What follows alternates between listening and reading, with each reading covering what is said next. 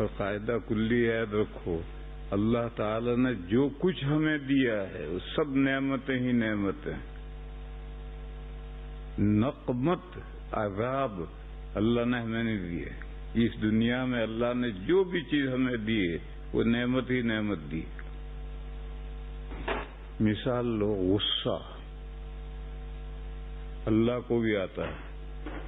اللہ کو بری صفت، اللہ میں بری صفت تھوڑی ہو سکتی. اور اللہ کے رسول کو بھی غصہ آتا تھا. جیسے رخسار میں انار نچوڑ دیے گئے ایسے سرخ غصہ آتا تھا. تو اللہ کے رسول میں بری صفت تھوڑی ہو سکتی. لہذا غصہ بری صفت نہیں ہے، غصہ اچھی صفت ہے. بری کیا چیز ہے؟ مس یوز. آپ غصے کا غلط استعمال کریں تو پھر یہ بری صفت ہوگی.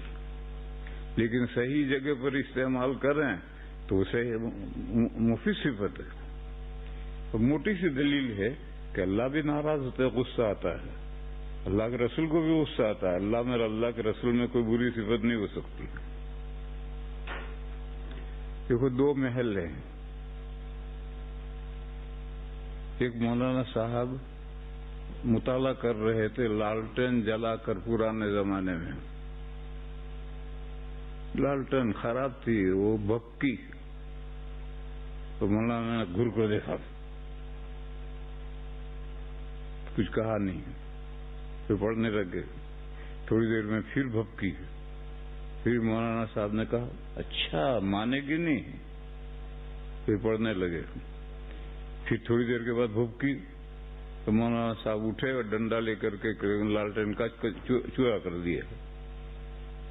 تو اب یہ غصہ اتارنے کی جگہ کس کا نقصان کیا؟ اپنا ہی تو نقصان کیا. میں پالنپور میں پڑھتا تھا اور کھانا ہاتھ سے پکا کر، ہم 3 طالب علم تھے، ہاتھ سے پکا کر کھانا پکاتے تھے، کھاتے تھے.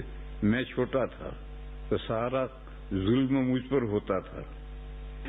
تو برسات کے زمانے میں ٹال میں سے لکڑی لائے، آ کر جلانے لئے تو جلی نہیں، جلتی نہیں، دھواں دھواں، پریشان.